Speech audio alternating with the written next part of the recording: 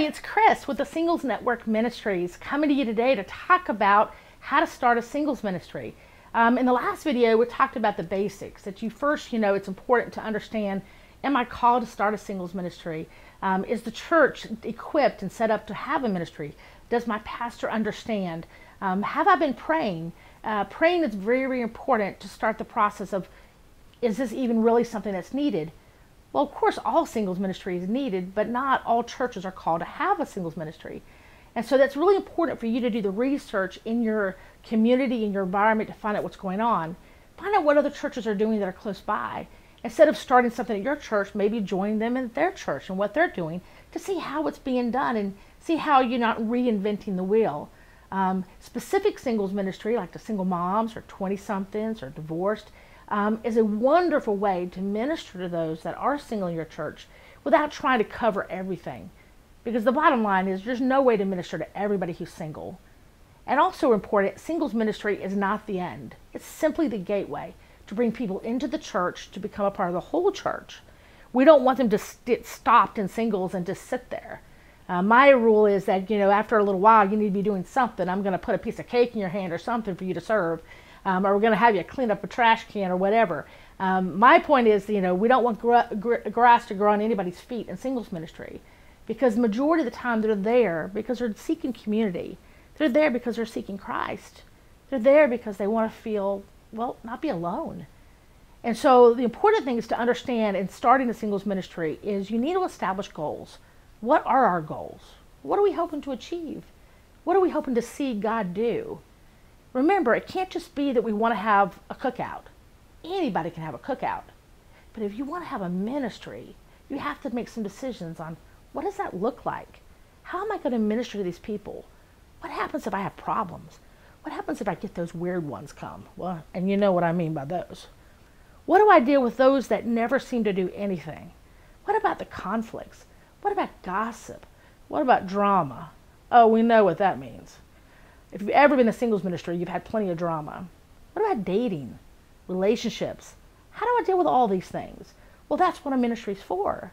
So without putting together the right team to help minister to all those needs, you have to think a little bit, but maybe this isn't quite the way to go. Not yet. That's why it's important to say, Lord, let me pray through this. Let me establish some goals, and let me start talking to some people that maybe have some of the same ideas that I have. And together, we can build this ministry to reach people the way you want us to reach, Lord. Not that we can't do it all. We can't do it all. There's no way to do it all. You cannot possibly minister to every single need.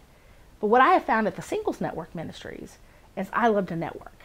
And so if I bring people alongside me that have all different kinds of backgrounds and skills and expertise that can help me reach and minister to people, then I'm going to be a successful singles ministry. So let's talk about number 2. We talked about in the first video about importance of prayer, not just for personal, but for the direction of the ministry. The second is leadership development. How do you build your teams? Now in another video, we're going to talk about it in a little bit more detail, but I'm just going to give you the basics right here. If you don't build a team, you don't build a ministry. It pretty much cuts to the chase.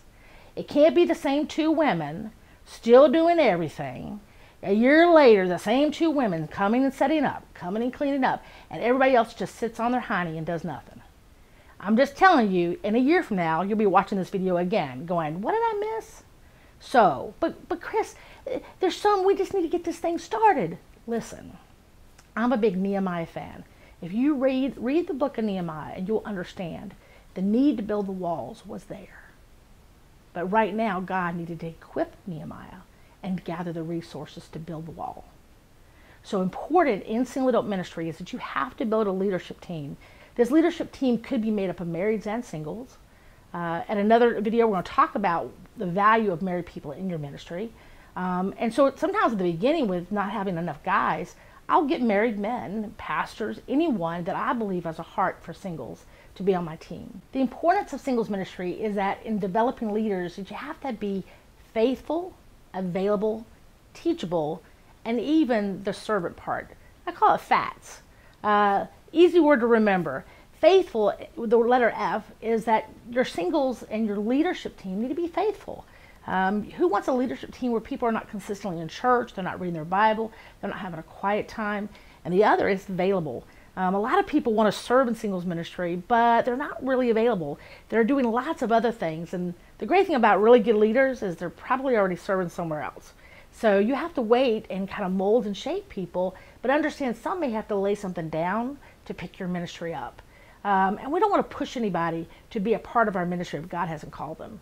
And the third one is teachable. What is their attitude? I've met a lot of potential leaders and singles that have a really bad attitude.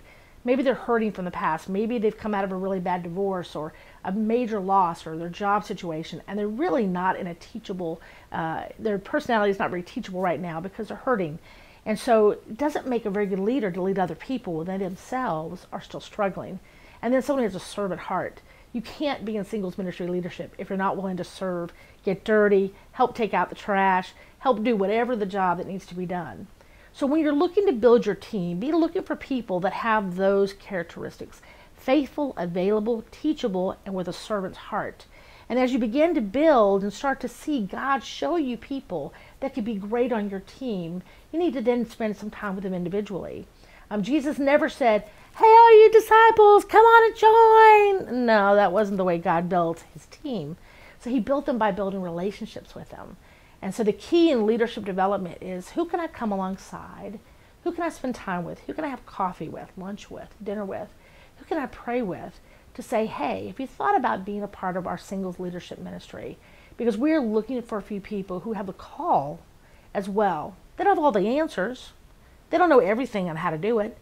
Maybe they are not perfect in their availability. They're not perfect in their attitude, but it's something you see as an opportunity to come alongside and help them get there.